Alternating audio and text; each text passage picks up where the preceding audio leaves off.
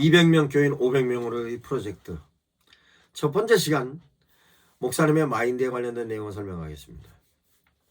실제적으로 200명이 500명으로 성장하기 위해서는 가장 중요한 사람이 담임 목사님입니다. 목사님이 어떤 마인드를 갖고 있느냐에 따라서 200명이 500명이 됩니다.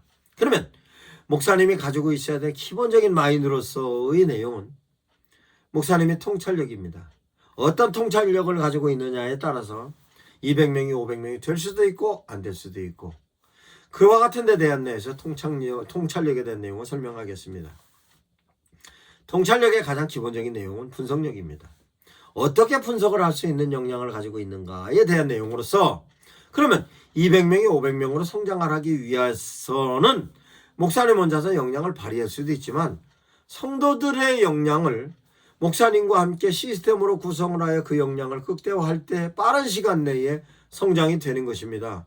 목사님 혼자서 전도할 수도 있고 목사님이 양육을 할 수도 있으며 교회 프로그램을 목사님께서 주도적으로 할 수도 있습니다만 성도들과 함께 하여야 효과적입니다. 그러면 실제적으로 목사님들께서 역량을 발휘하는 데 있어서의 분석력은 그 분석할 내용이 무엇인가? 성도들을 분석해야 하는 것입니다. 그러면 성도들은 어떻게 분석을 해야 하느냐? 분석에 대한 필요성을 설명을 하자면 그 분석을 해야 성도들이 무엇이 필요한가를 알 수 있는 것입니다. 그러면 그 필요한데 하나님의 메시지를 어떻게 적용을 시킬 건가? 그 적용시키는 메시지는 어떻게 구성을 하고 그 메시지에 대하여서의 내용이 디자인을 할 수 있는 것으로, 실제적으로 교회에서 모든 프로그램에 있어서의 콘텐츠가 됐든 그 프로그램에 하나님의 메시지를 성도들이 적용할 수 있게 하기 위해서는 성도들을 분석해야 하는 것입니다. 그럼 무엇을 분석해야 하는가? 성도들의 현재의 상황은 어떤지, 상태는 어떤지, 여건은 어떤지, 조건은 어떤지에 관련된 내용이 실제적으로 데이터로 정리가 되어야 합니다. 그러면 실제적으로 목사님들께서 우리 교회 교인들은 내가 다 알고 있어, 이와 같은 데 된 내용은 주먹구구식의 내용이고 실제적으로 데이터가 다 정리가 돼야 합니다. 실제적인 면에 있어서로 분석을 하면 기업체의 경우는 그 기업체를 구성하고 있는 전 직원들이 가지고 있는 부분에 있어서 역량이라든가 그 사람이 무엇을 전공을 하였고 어떤 부분에 있어서 장점과 어떤 부분에 단점이 있으며 나이는 어떻고 고향은 어떻고 무슨 일을 하고 경력은 어떻고, 이와 같은 모든 내용이 인사기록화된 데이터로 정리가 되어 있습니다. 교회에서 성도들을 향하여 그와 같은 디테일한 부분까지 데이터화되어 있지 않는다 할지라도 실제적으로 성도 각자가 가지고 있는, 당신만이 가지고 있는 조건, 전공은 무엇을 했는지, 나이는 몇 살이고, 가족관계는 어떻게 형성이 됐으며, 직업은 어떻고에 관련된 내용이 실제적인 부분에 데이터로 있어야 하는 것이며, 그 데이터가 현재의 상황에 맞춰지는 부분에 있어서로 데이터를 교회에서 메모링해야 합니다. 그 메모링 하는데 대하여서 여러 가지 방법이 있었을 것입니다. 스스로 적게 할 수도 있고 그 사람과의 연관성을 가지고 있는 사람을 통해서 적기도 하였지만 실제적으로 이런 부분에 있어서는 절대적으로 데이터로 가지고 있어야 하는 것입니다. 그런데 실제적으로 요즘은 갖고 있는 정보가 개인정보로서 유출이 될까 봐 두려워하는 부분으로서로 염려하시는 분이 있는데, 그것은 당사자들이 교회를 불신하고 있을 때의 그런 것으로, 실제로 교회가 교인들을 향하여서 그네들이 필요한 데 된 내용을 교회에서 어떻게 지원한다는 것으로서 인식만 되면 그와 같은 부분에 염려할 것이 없는 것입니다. 이와 같이 실제적으로 성도들을 분석할 수 있는 분석력이 필요합니다. 그러면 성도들 각자 분석하기 위해서 세밀한 부분으로 줌인을 통하여서 각자 갖고 있는 세밀한 부분 분석하고 줌아웃을 통하여서 성도들 주변 환경까지도 분석할 수 있어야 하는 것입니다. 그러면 성도만 분석을 하느냐?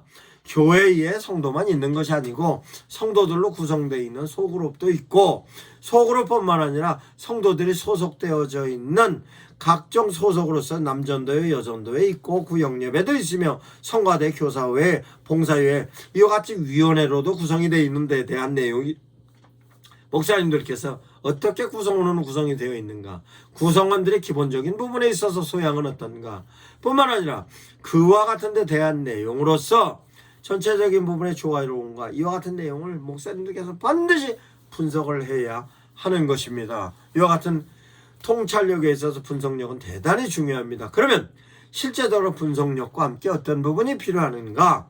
어떤 콘텐츠가 있든 어떤 프로그램이 있든 목사님이 가지고 있는 역량으로서의 메시지가 있든 그걸 성도들한테 효과적으로 어떻게 제시하는가에 대한 내용을 목사님이 갖고 있는 창의력을 통하여서 분석되어졌던 사람한테 필요한 내용을 제시할 수 있는 것으로 목사님의 창의력이 필요합니다. 그러면 창의력과 함께 만들어졌던 필요성에 관련된 내용을 제시할 때는 실제적으로 창의력과 함께 어떻게 적용을 하는 것이 효과적인가로서 적용력도 필요합니다. 그러면 분석력과 창의력과 적용력을 통하여서 성도들에게 제시하는 것으로서의 관련된 내용이 기본적인 소양으로 가지고 있어야 하는 것입니다. 그러면 실제적으로 분석력과 창의력과 응용력과 적용력을 기본적으로 가지고 있는 목사님만이 가지고 있는 소양으로서로 100명이 200명 되는 데 있어서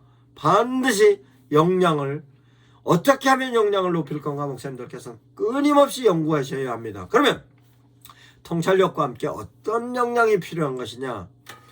공감력입니다. 실제적으로 공감력에 관련된 내용은 통찰력과는 전혀 다릅니다. 통찰력은 당신 스스로가 발휘할 수 있는 역량입니다.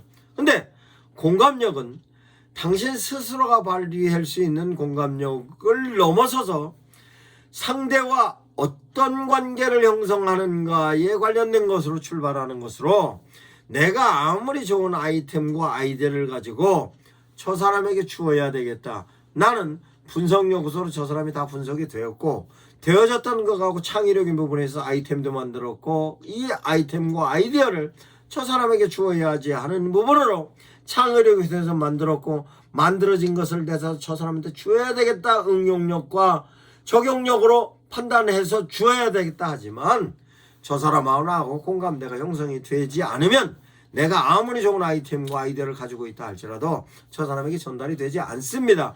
그러기 위해서는 저 사람과 나와 어떤 공감대를 형성하고 있는가에 대한 내용입니다. 그러면 실제적으로 목사님들이 가지고 있는 부분에 있어서의 그런 아이디어와 아이템을 성도들로 하여금 제시할 때는 어떻게 성도들과 목사님과의 공감대를 형성하고 있는가에 대한 것을 반드시 목사님들께서는 숙지하셔야 할 것입니다. 그러면 목사님들께서 가장 중요하게 여기시고 계시는 하나님의 메시지를 설교를 통하여 성도들에게 제시하는데 성도들과 제시하는 데 대한 메시지가 공감대를 형성하지 않으면 설교의 메시지도 목사님들 혼자서 생각하고 선포하는 것이지 성도들에게 이해가 되어지고 이해되어졌던 것하고 당신의 삶에 적용하는 것은 힘듭니다.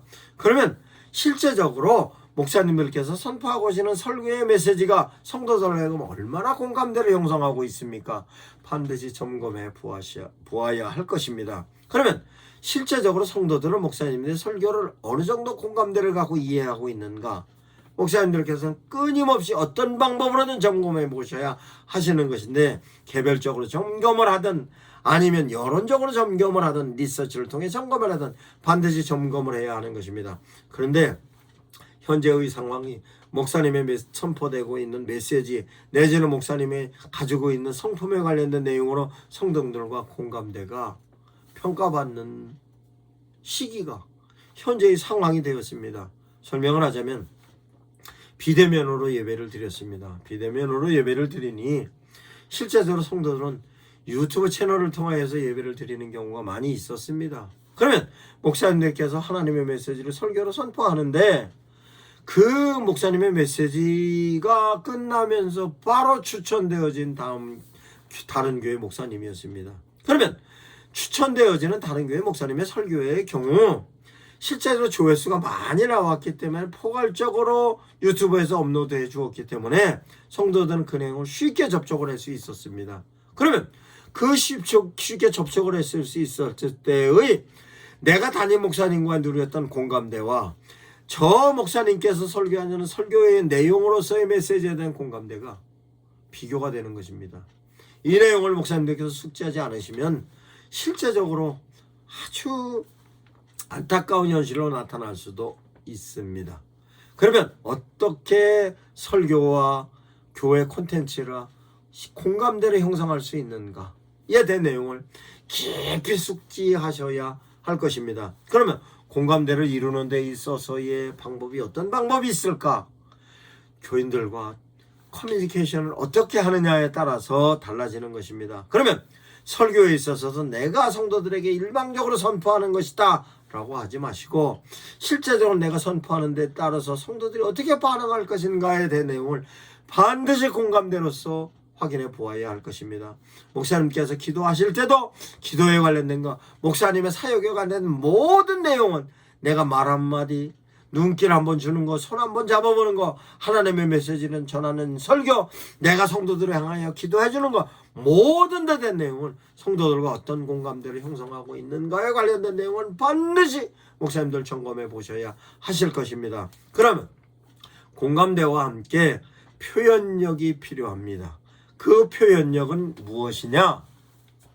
내가 아무리 좋은 공감대를 갖고 공감대를 형성할 수 있다 할지라도 뿐만 아니라 내가 갖고 있는 통찰력으로서 저에 관련된 내용이 분석도 되어졌고 어떻게 주어져야 하는 거에 관련된 내용이 통찰력과 공감력을 통하여서 내가 확보하고 있는 내 능력이라 할지라도 실제적으로 저에게 어떤 표현을 하는가에 따라서 표현력에 대한 능력이 형성되지 않으면 그 효과는 떨어집니다.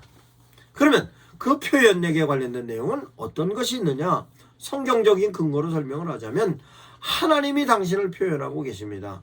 하나님은 당신을 표현하고 계시는데 그 표현이 당신이 당신이심을 표현하는 계시가 있고 당신이 갖고 있는 부분에 있어서 의지적인 요소, 의미적인 모습 이행하고 계시는 데 대한 내용, 의도적인 내용이 실제적으로 하나님께서 당신을 표현하시는 계시적인 부분과 당신이 갖고 있는 의지, 의도, 의미에 관련된 내용을 계율로서 표현하시고 그걸 성도들이 효과적으로 이해할 수 있고 이해할 수 있는 교훈적인 내용으로 표시하십니다. 이 모든 내용이 표현력에 관련된 내용입니다. 그 표현력에 관련된 내용은 하나님께서 하나님의 메신저들을 통하여서 표현하셨고 심지어는 하나님이 인간의 몸을 입고 오신 것도 표현이고 그 내용을 예수 그리스도께서 당신이 말로 표현하시고도 뿐만 아니라 당신의 행동으로도 표현하셨습니다. 이와 같은 내용이 표현력인데 표현력으로서 가장 중요한 것은 내가 갖고 있는 생각을 어떻게 전달하는가에 대한 내용이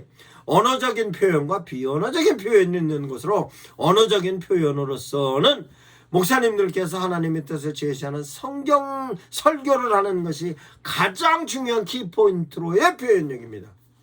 아무리 설교 원고를 작성을 잘했고 그 내용이 충실하다 할지라도 표현력이 떨어지면 실제적으로 거기에 대한 효과는 떨어지는 것입니다. 그러므로 어떻게 표현하는 것인가에 대한 내용을 목사님들 끊임없이 숙지하셔야 할 것입니다.